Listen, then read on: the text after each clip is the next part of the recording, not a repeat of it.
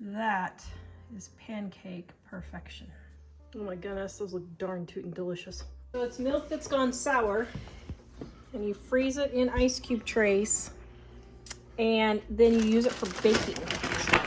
Mom's sweet muffins. Another use for sour milk is bread dough. I'm making a coffee cake. I forgot on my first one to put my butter, but that's okay. I will adapt and overcome. I am making baking powder biscuits. This was my husband's recipe. So I got my 2 cups of flour. This is just regular all-purpose flour. If you want to make it easy, you can do self-rising and just leave out the baking powder and salt. All right, got my baking powder.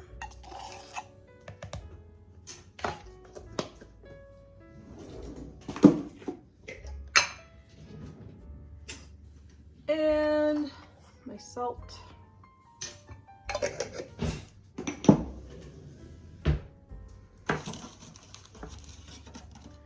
And my 5 tablespoons of butter. Now, if you don't know, look, you can measure your butter on the side. It's 8 tablespoons. 1, 2, 3, 4, 5.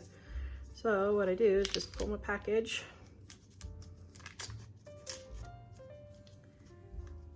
Maybe. Good grief.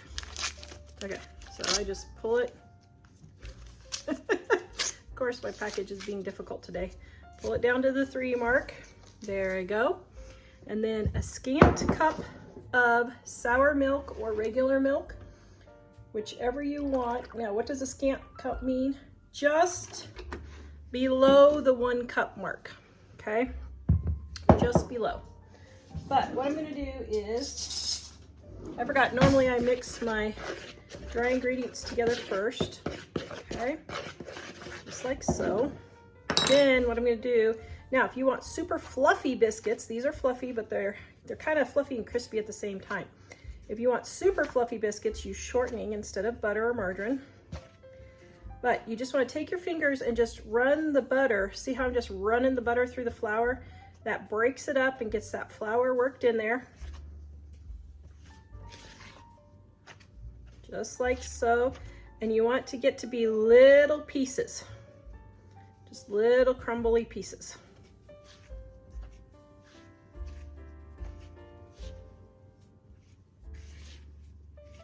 Okay. Then we're going to do is take our milk and we're going to stir it all in together, just like so, until your dough comes all together, just like that. And forgot to leave my flour out, just so used to putting it back. Then you're going to take flour about a tablespoon at a time, maybe 2 tablespoons. And you're just going to work that flour in until your dough gets a little stiff. Now, I start in my bowl because it's less messy. Okay, now my dough is just a bit sticky. So I'm gonna add a little bit more flour until it's just not quite so sticky. Okay. There we go. Now, see how nice and pulled together that is? And if you want, you can scrape down all the good stuff off the bowl. Then you want to sprinkle just a little bit of flour on your counter, just like so. Just get it all. Now, you don't want it too thin. You want it about 3/4 of an inch thick. So from the beginning of your finger to your first knuckle is an inch. So I did it about 3/4, okay? All right, I got these handy dandy biscuit cutters years ago. Absolutely love it. It's all the different sizes. So whenever I just feel like having a different size of biscuit, I do. Today, I'm gonna do a bigger one here. This is 2 1/4 inches. You can do 2 inches, whatever you want. 3 inches. Okay, so just right there. And if you just push straight down, then your biscuits, the sides, if you twist it, the sides will kind of seal and then they don't rise as much. And then here's another trick. If you want crispy biscuits all around, separate them. If you like fluffy biscuits, set them really close together, leaving just a bit of space. I could probably leave just a titch more. Then they won't be crispy on the sides if you like them super soft all the way around. But if you like them crispy, set them further apart, okay? And then, one more. Yeah, we like ours both. So I'm gonna do fluffy today. Okay, just take your dough. You don't need to knead it a lot. Just smush it back together.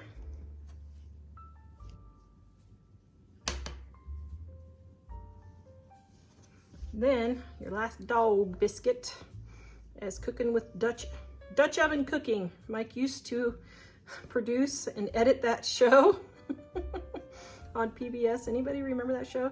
He called this the dog biscuit. Okay, we're gonna put the dog biscuit there. All right, we're gonna put this in our oven and bake it. Oh my goodness, I have perfect biscuits with my sour milk. My family is gonna be so happy. When Jack comes home from school, he is gonna break these out. I know. Oh my goodness, those look darn tootin' delicious. The way I save sour milk is when my milk has gone sour, Jack is the only one who drinks it in our family. So it's hard for him to use a whole gallon in the 2 or so weeks. Each of these is 2 tablespoons. So I just pour my milk in and fill it up. And then I know that 2 of these is a 1/4 cup and 8 of them, 2, 4, 6, yeah, and 8 of them is a cup.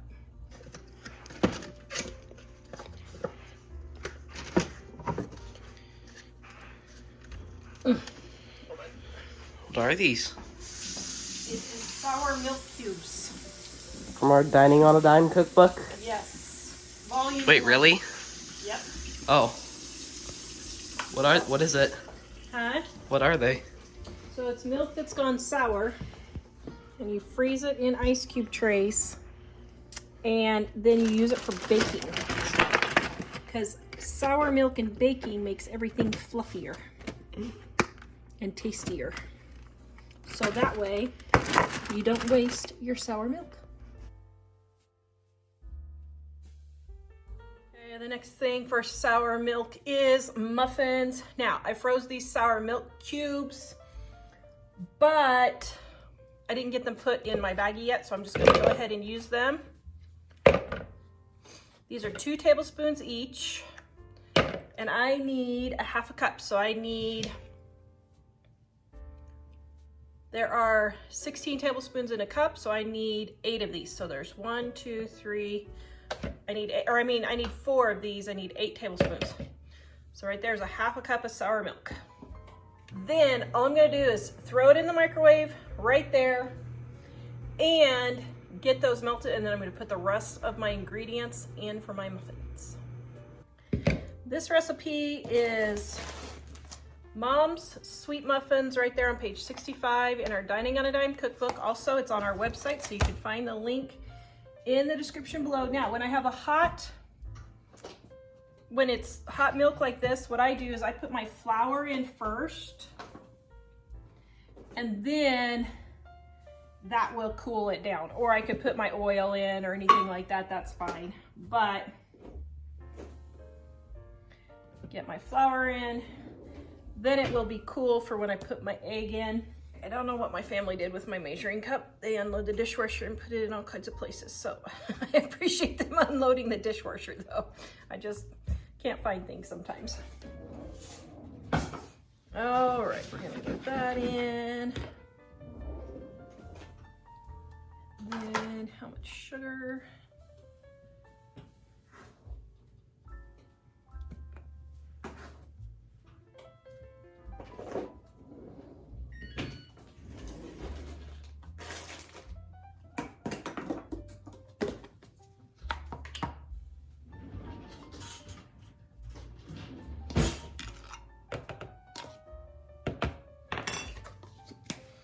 Okay guys, when you're using measuring spoons and you have like 1.5 teaspoons, I don't dirty another spoon. I just do one of these and then a half of these. So don't be dirtying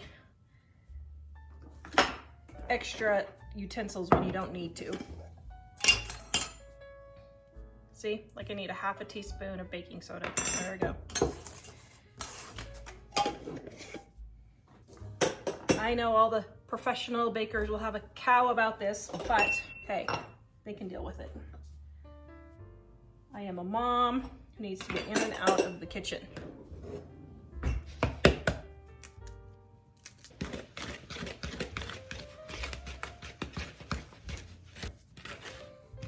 right, now I'm gonna make these chocolate chip muffins for my boys. I just have some mini chocolate chips here that the bag broke open. Now, look, I only put about 2 tablespoons of chocolate chips in there. Well, maybe I'll put 3. You don't need an entire bag of chocolate chips for a thing of muffins, okay? See, that is plenty of chocolate chips.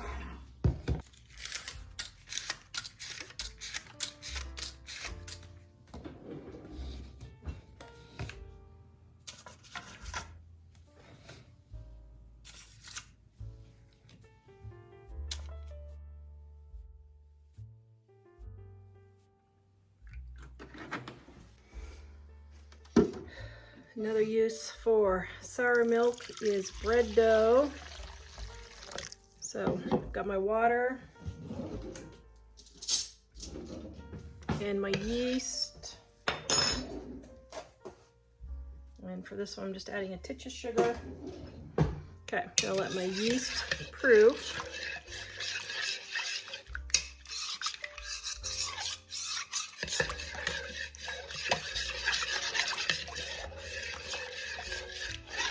Which means it gets all poofy. So I'm gonna leave this for just a minute so you can see the transformation.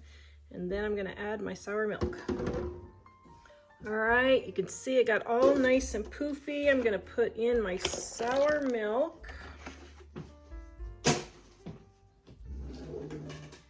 And my salt.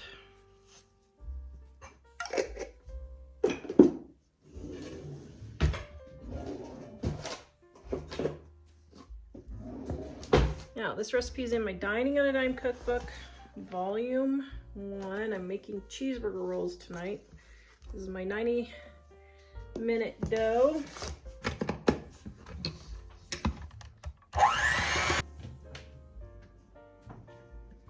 Oh, I forgot my oil.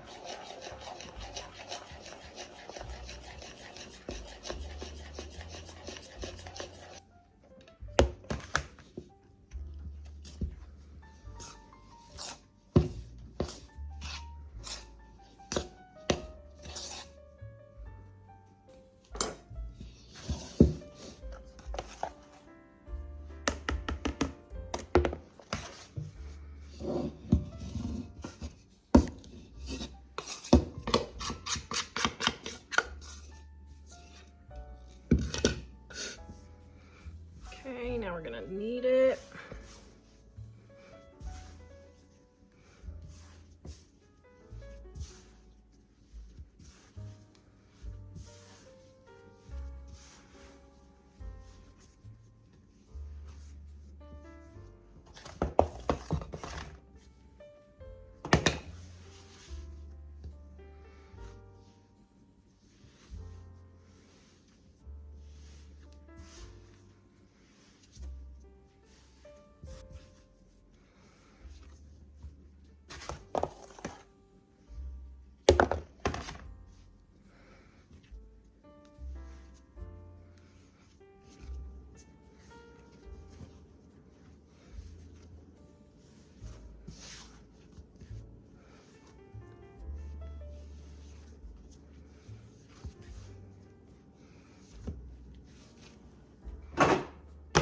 All right, my bread is nice and smooth. You can see how nice and smooth that is. So I'm gonna take my bowl, spritz it with oil, spritz the top with oil. I'm gonna let this rise for about 30 minutes. You can see my dough has started to rise.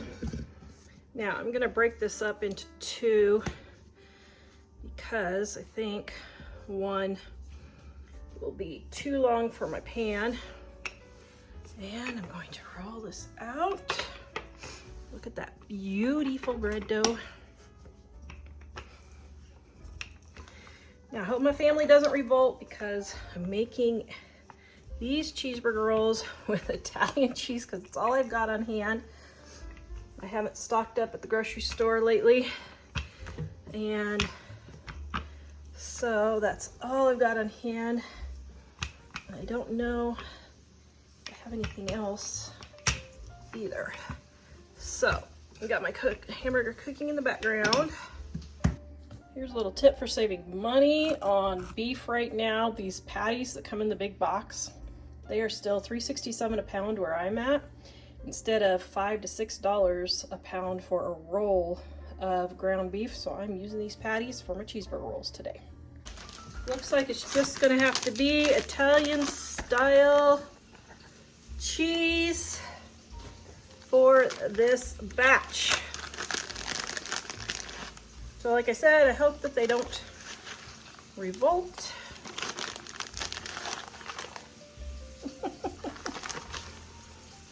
We'll see. I have a family of picky eaters, although thankfully as they are getting older, they are not quite so picky. And I'm sprinkling with seasoned salt. Okay, I've got seasoned salt in my cheeseburger roll, but I'm going to go ahead and do a little bit on my hamburger. Okay, I'm gonna put half my hamburger on this one. Okay, then I'm just gonna roll it up just like this. And I'm going to seal the edges all the way around, just like so, and put it edge down on my baking tray. All right, gonna let that rise again.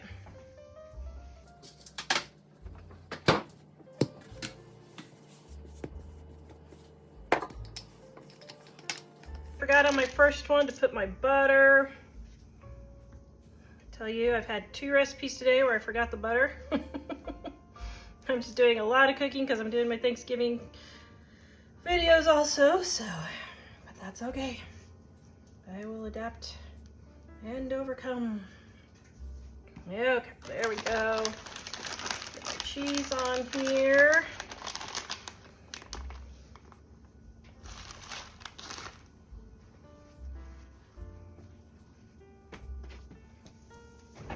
And the rest of my hamburger.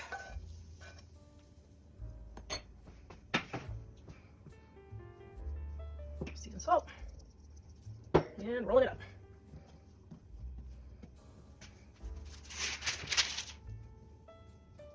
See, I just pinch the edges, just like that. There we go. Now let that rise about 15-20 minutes. All right, so they are looking nice and risen. My stove is at 350. Let's get these babies baked. Whoops, wrong pan.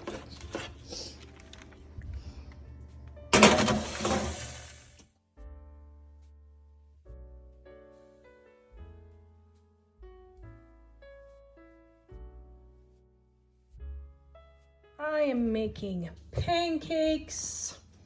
Everybody loves pancakes. My flour.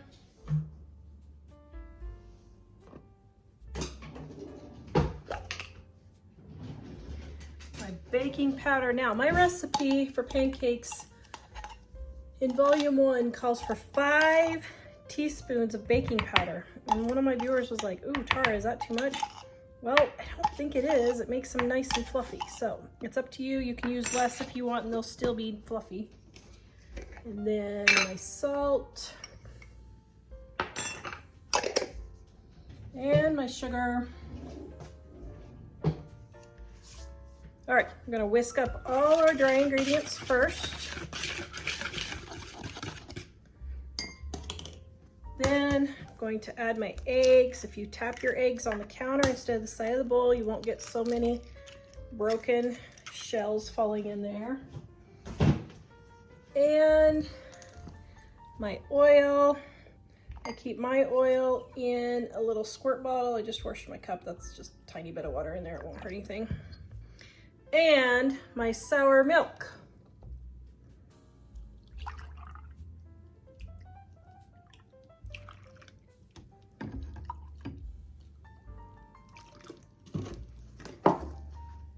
Then I'm going to whisk this all up.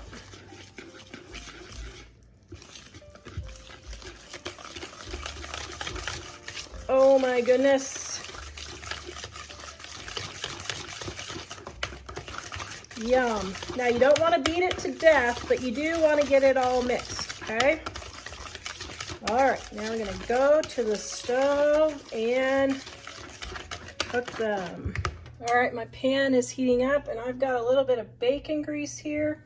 You don't have to use bacon grease. You can use whatever you want for your grease. You can use butter if you want. You don't have to.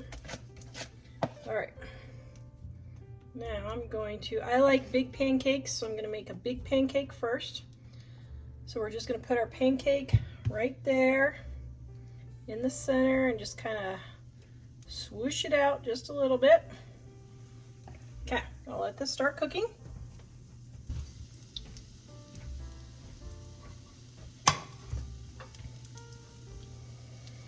Okay, that pancake's a little big. Normally I don't do them quite that big, but that's okay. My son will love it.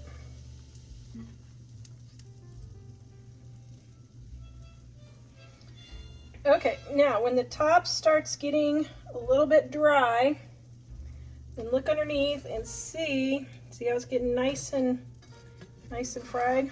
Okay, and then normally I let it go just a little bit longer, so I think I will. Oops. Well, that's what I get for messing with it. But see how the edges are starting to get dry? That's what you're looking for. All the bubbles start popping on top.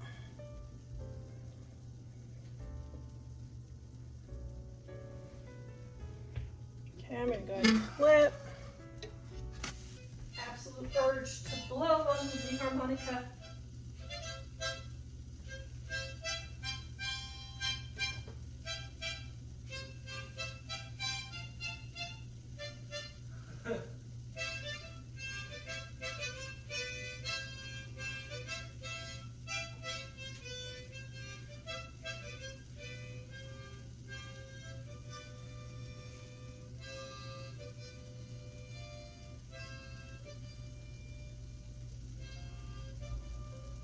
Do is I usually look on the bottom and see.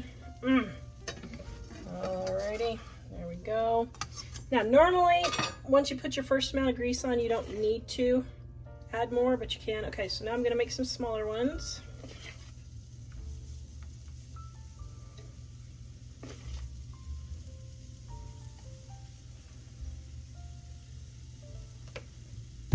By the way, I have about a medium heat. Oops. There we go.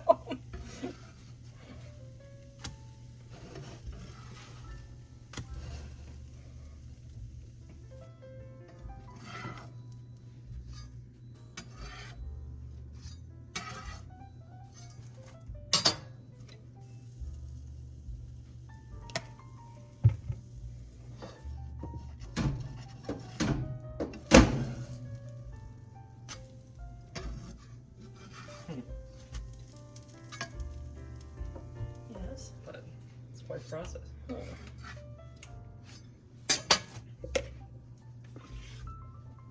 look good. You may have those. Don't touch the other ones yet.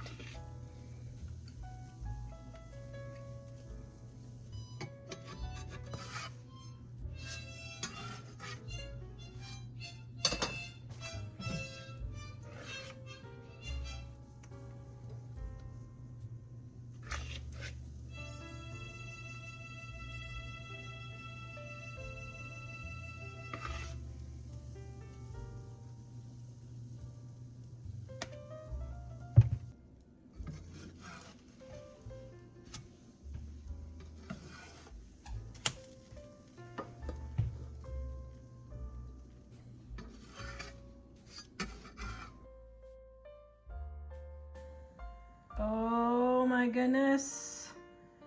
That is pancake perfection. Okay. I already sliced it all up. All right, so you got a taste test. I hope they taste good. Mmm. Very good, very amazing. Delicious. Very delicious. Yay. Yum. Making a coffee cake. I got my flour. There. My sugar.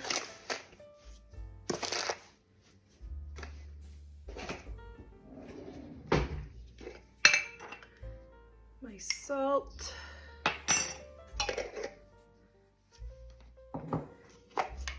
My baking powder. Not baking soda, baking powder.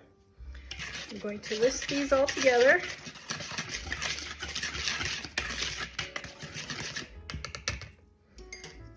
Then I'm going to take my shortening.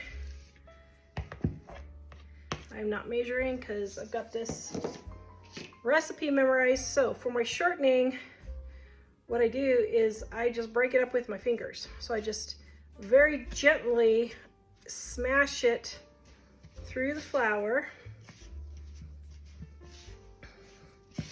Just like so.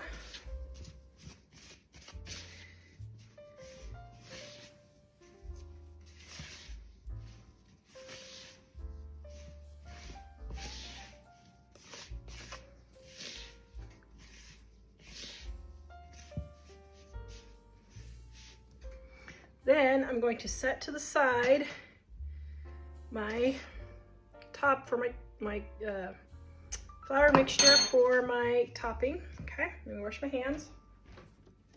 Then I have my sour milk here. Now this works great with sour milk. Put it in. There we go. Stir this around.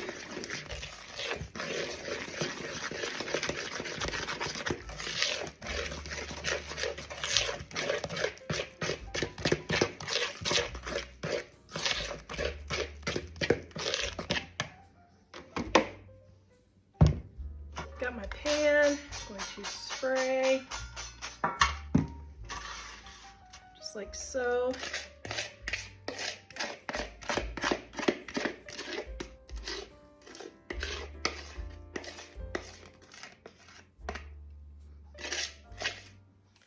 Put my coffee cake in just like this.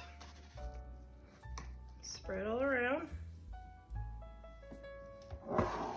Then what I'm going to do is I have my melted butter with my topping, and then I'm going to add my cinnamon, or this is my flour, extra flour for the topping mixture, and my brown sugar.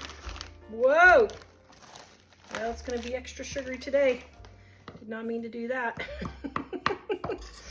Then I'm going to mix this all around and make it all nice and crumbly. If you want, you can use your fingers, which I do also. I don't know, if you don't use your hands in cooking, guys, are you really cooking? That's the question.